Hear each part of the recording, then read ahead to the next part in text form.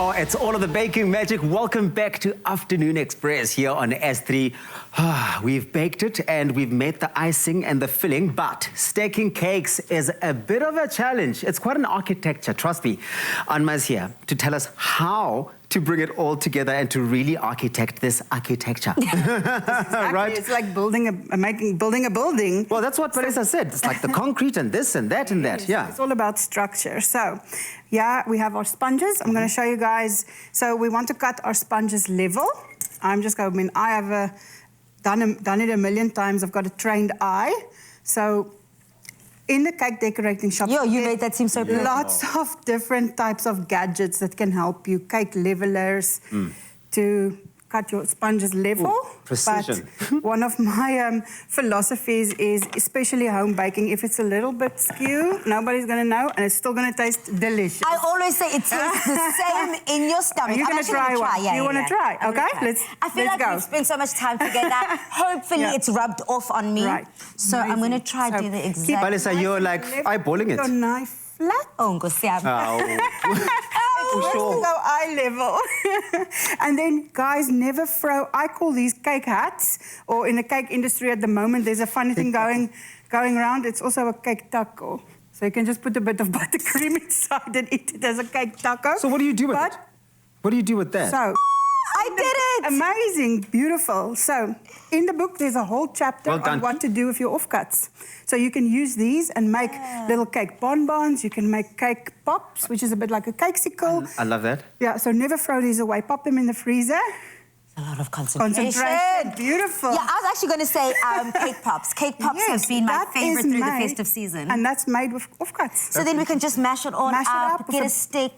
Bit of buttercream Lovely. to bind it, and this becomes a beautiful ingredient to use and no wastage. So the next step for us, I always pour a bit of syrup over my sponges. Okay. It's a guarantee that the cake is going to be lovely and moist, and it's also a way of adding more flavour. So if it's a lemon cake, I would add a lemon syrup. You can do a coffee syrup. You can, but across the board, vanilla syrup works really well. So I make big batches of these and I keep it in the fridge, and then you literally just liberally soak your sponge. So as you are soaking the sponge, I mean, I'm literally seeing and experiencing the syrup being soaked up by that sponge. If you are wanting to make the sponge, the syrup rather, from scratch, what goes into it? So it's equal amounts of sugar and water with vanilla, but there's also a whole chapter in the book that covers this. Just get the book.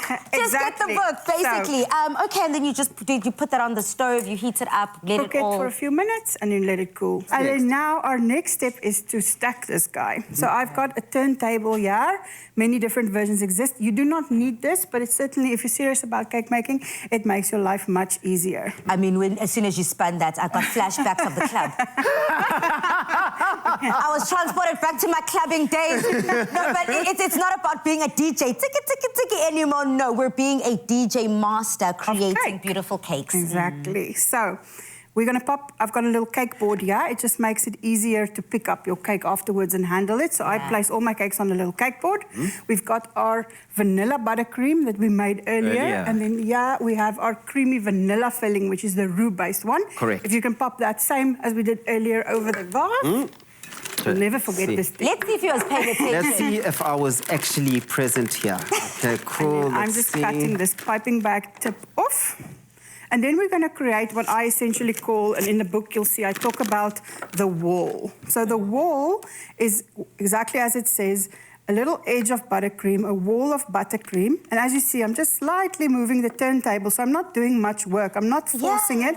The pressure stays exactly the same all the way around, and by turning on the turntable, it makes it quite an easy Bali, could you give it a go? I have to. Okay? I have to. Let's do. You literally... Okay, I was paying attention. You didn't move this hand at all. The only hand that moved... Yep, so you place on the corner where you want it to pipe. Okay. And then you literally just don't go too fast, slow. There we go. Oh, this is simple. Yeah, not going It's one of those things you fast. simply can't afford to mess it up.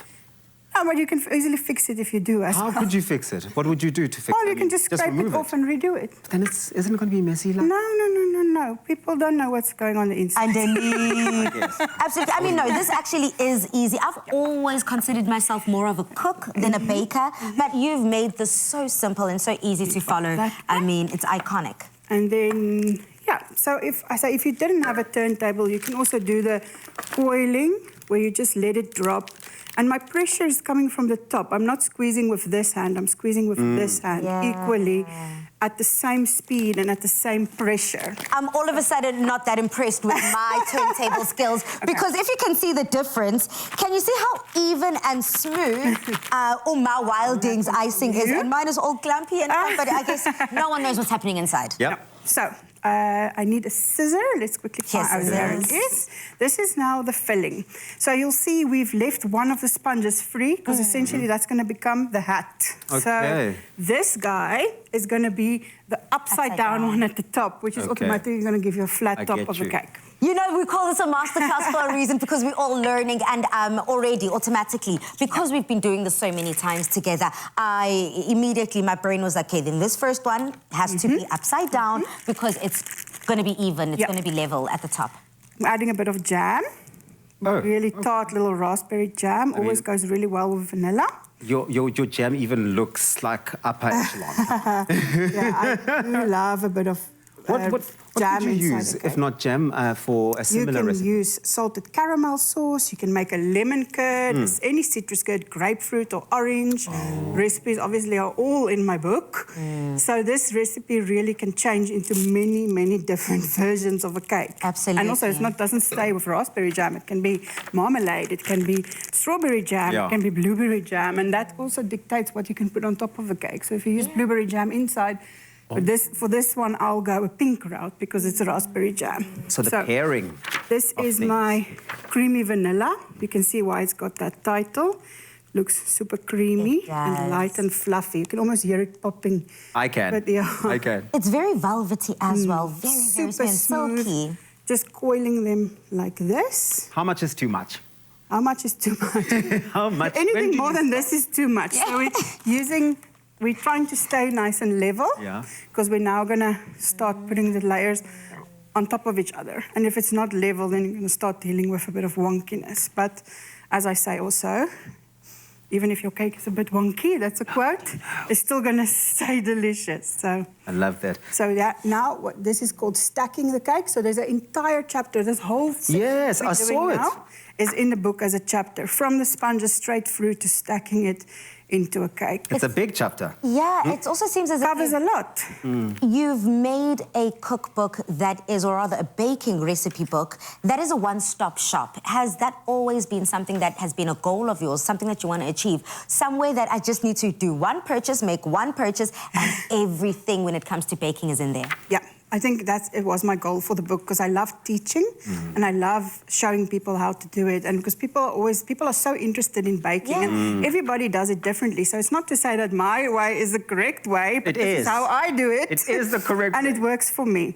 You'll see I've just smoothed out the sides a little bit, smoothing out the top. And then as you go, because we're dealing with a soft situation, you just need to see that you're staying nice and level as you go. Because I suppose if you do add a lot of pressure at the top, it could it's pushing it out.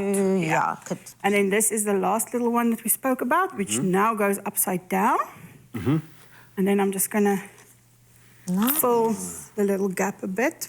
Anma, how do you then keep it stable when it's all done, that it doesn't go pew? So I'm going to show you now, once this is done, I'm going to put a bit of cling film around it, and then it's going into the fridge for about half an hour. It has to set before you reach the next step. Please do get the recipe and your hands on the recipe on afternoonexpress.co.za, because you want to make sure that you get involved with this one. After the break, though, we're going to be putting the finishing touches to this cake, right? Get that in the fridge. Yeah, half an There we hour. go. But stick around for a few minutes.